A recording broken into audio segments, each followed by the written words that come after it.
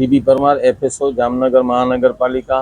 અત્યારે શ્રાવણ માસના તહેવારો અનુસંધાને જામનગર મહાનગરપાલિકાના કમિશનર સાહેબની સૂચના અને માર્ગદર્શન હેઠળ શહેરમાં જુદી જુદી ખાદ્ય પદાર્થોની દુકાનમાંથી 17 જેટલા ફરાળી ખાદ્ય પદાર્થોના નમૂના લઈને લેબોરેટરીમાં મોકલવામાં આવ્યા છે।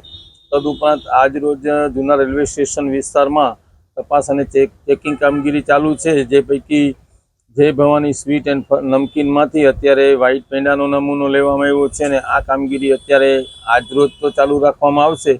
તદુપરાંત તહેવારો દરમિયાન આ કામગીરી સતત ચાલુ રાખવામાં આવશે અને શહેરની હોટલ, રેસ્ટોરન્ટ વગેરે જગ્યાએ તપાસ અને ચેકિંગ કામગીરી કરી નમૂના લેવાના થશે।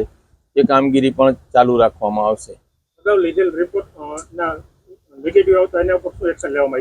અગાઉ જે હમણાં રિઝલ્ટ આવ્યા એના ઉપર એડ્યુડિકેટિંગમાં પેનલ્ટી અને નામદાર કોર્ટમાં પણ આ રીતનો દંડ કરવાની કાર્યવાહી કરવામાં આવેલ છે। હા, લોકો સારું અને શુદ્ધ સાત્વિક વેચે અને પબ્લિકને સારો ખોરાક મળી રહે એવા આશયથી અમારી આ કામગીરી કરવાની થતી હોય છે।